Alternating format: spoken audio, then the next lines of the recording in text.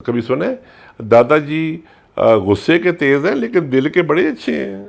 ये क्या बकवास है। दादी का सत्यानाश कर दिया दादे ने, दिल हमने सर में मारना है। गुस्सा क्यों नहीं ठीक करते कि मैं इंटरव्यू के लिए जा रहा हूं, ये सवाल ना आ जाए। बस ये दुआ होती। उस सवाल का जवाब क्यों नहीं ढूंढते।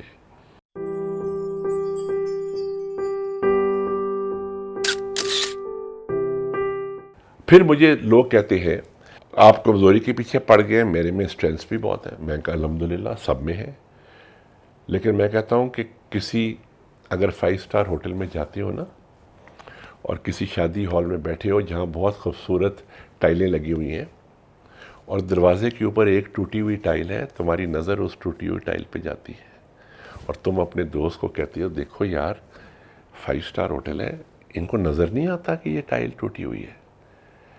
और मैंने कहा ये बिल्कुल ठीक ऑब्जर्वेशन है, बट मैंने कहा मेरे एक सवाल का जवाब दो कि कभी अपने दोस्त को ये तुमने कहा है कि कोई बात नहीं बाकी 5,900 तो ठीक है। नहीं कहते ना, क्योंकि वो एक टाइल 5,999 टाइलों को लेके डूबती है। तुम्हारी एक वीकनेस तुम्हारी 10 स्ट्रेंथ्स को लेके डूबती है। एचआर का क्या काम होता है? एचआर को तो वीकनेस ढूंढने के पैसे मिलते हैं। आप 11 महीने आप टारगेट मीट करते रहे, 1 महीना ना करके देखें तो सही, खून पी जाएंगे आपका। आप एक हॉल में जाए, हमारी सुबह होटलों में इंस्पेक्शन होती है, 100 बत्तियां लगी हुई हैं, एक फ्यूज बल्ब होता है ना, तो इंजीनियर की सख्ती आती है ना, तो वो उस टाइम पे क्या कहे कि एक्सक्यूज मी बाकी 99 तो जल रहे हैं, क्या तकलीफ है? क्योंकि वो एक जो है ना वो 99 को लेके डूबता है। और इसी तरह दैट्स वाई दिस वीकनेस को करेक्ट करना, और ये एक नहीं होती और ये नई नई आ जाती हैं। अगर तुम्हारी शादी नहीं हुई हुई मिसाल के तौर पे, तो how do you know you are a good father? ये तो जब बेटा होगा तो पता चलेगा ना कि वीकनेस है कि नहीं।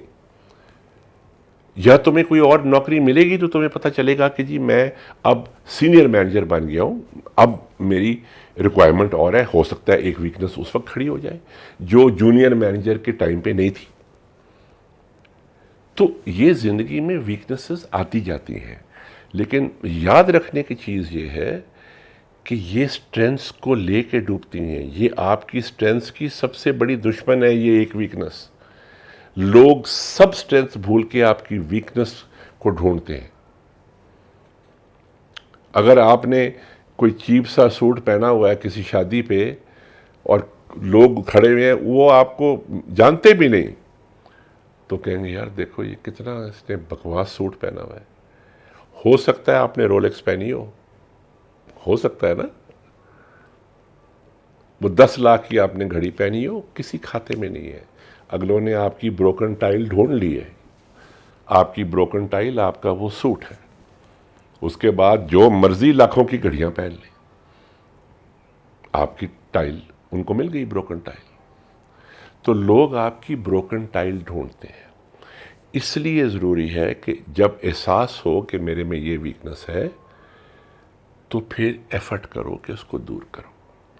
कई वीकनेसेस जल्दी दूर हो जाती हैं, कई मुश्किल से दूर होती हैं, लेकिन उनको इग्नोर करना कि अल्लाह मालिक है, तो सारी ज़िंदगी का रगड़ा है। फिर नौकरी नहीं मिलती, फिर शादी में प्रॉब्लम होती है। हम ये कितना बड़ा, हम कभी सुने दादाजी गुस्से के तेज हैं लेकिन दिल के बड़े अच्छे हैं। ये क्या बकवास है। दादी का सत्यानाश कर दिया दादे ने, दिल हमने सर में मारना है। गुस्सा क्यों नहीं ठीक करते? क्योंकि हम छुपते हैं, वी हाइड बिहाइंड। हम कभी दादाजी को ये नहीं कहेंगे कि आप अपना गुस्सा ठीक करें, हम उसकी जस्टिफिकेशन ढूंढते हैं।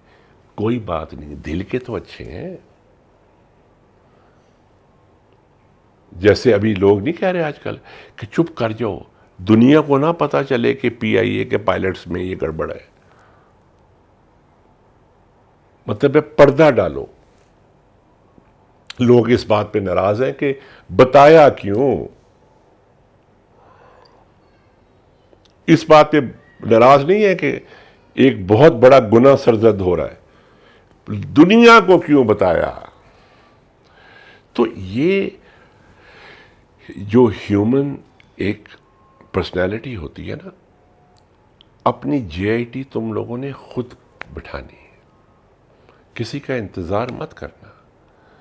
आज ईमानदारी से बताओ कि तुम्हारे में जो कमज़ोरियां हैं, तुम किसी और का इंतज़ार कर रहे हो कि वो आके बताए? तुम्हें नहीं पता? ईमानदारी से बताओ, यू नो। बट तुम्हारी दुआ ये होती है, कोशिश ये नहीं होती कि मैं कमज़ोरी ठीक कर लूं, दुआ ये होती है कि कोई नोटिस ना करे। ये दुआ है कि मैं इंटरव्यू के लिए जा रहा हूं, ये सवाल ना आ जाए, बस ये दुआ होती। उस सवाल का जवाब क्यों नहीं ढूंढते? और सारी जिंदगी एस्केपिज्म में लगाते हो।